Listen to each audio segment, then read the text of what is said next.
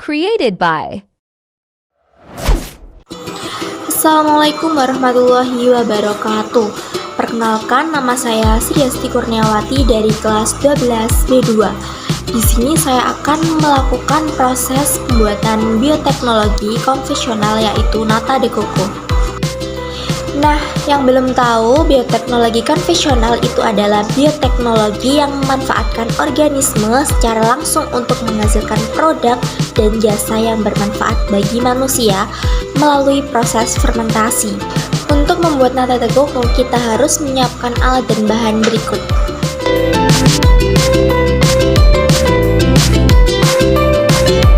Tahap pertama yang dilakukan yaitu menyaring air kelapa sampai tidak ada kotoran.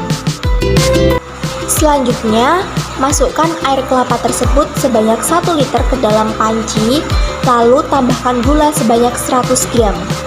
Nah, gula ini merupakan sumber karbon bagi pertumbuhan bakteri Acetobacter-Psyllinum, dan sumber karbon ini merupakan faktor penting dalam proses fermentasi.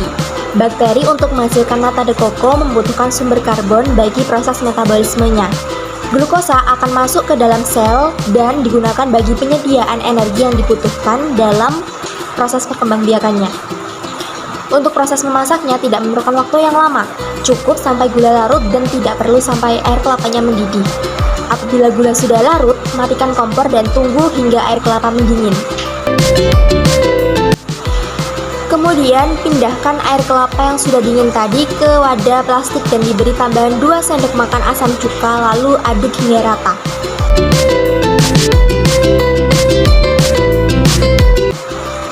Lalu tambahkan ZA sebanyak 10 gram dan aduk sampai ZA larut.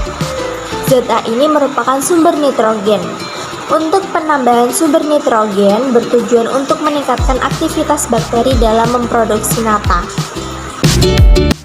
Langkah selanjutnya yaitu menambahkan starter sebanyak 100 ml dan aduk sampai rata.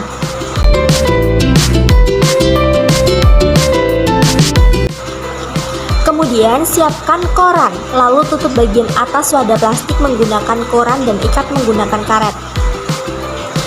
Selanjutnya, letakkan wadah ini di tempat yang permukaannya datar dan pastikan selama proses fermentasi, wadah tersebut tidak tersenggol sedikit pun. Proses fermentasi pada nata de coco ini berlangsung kurang lebih selama 11 hari. Pada hari ketiga, mulai terbentuk lapisan tipis di atas permukaan. Warnanya putih seperti serabut halus dan sudah mengeluarkan bau asam. Lapisan ini dari hari ke hari akan semakin tebal, seperti yang dapat diamati pada perubahan nata dari hari ke-4 hingga ke-11 sebagai berikut.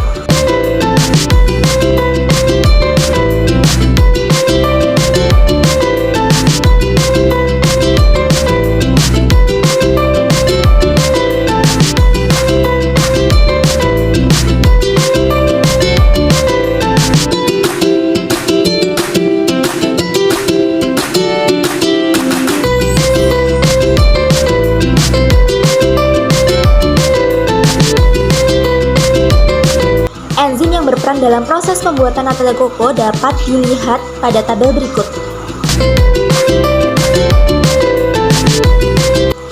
Setelah hari ke-11, pemanenan nata de coco bisa dilakukan.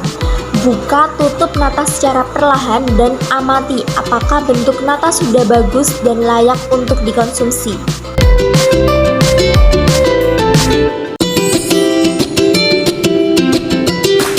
Selanjutnya, ambil nata de coco dan cuci menggunakan air yang mengalir.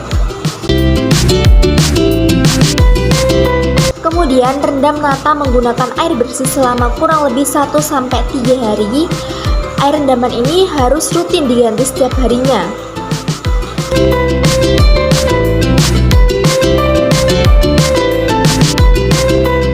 Setelah direndam, nata dapat dipotong sesuai selera.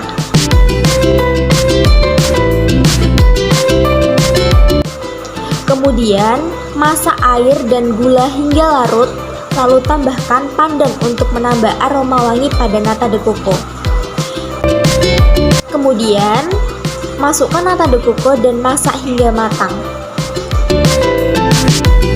Setelah matang, kamu dapat mengolah nata de coco menjadi makanan atau minuman. Demikian proses pembuatan nata de coco yang dapat saya sampaikan. Jangan lupa cobain di rumah ya. See you next video. Bye-bye.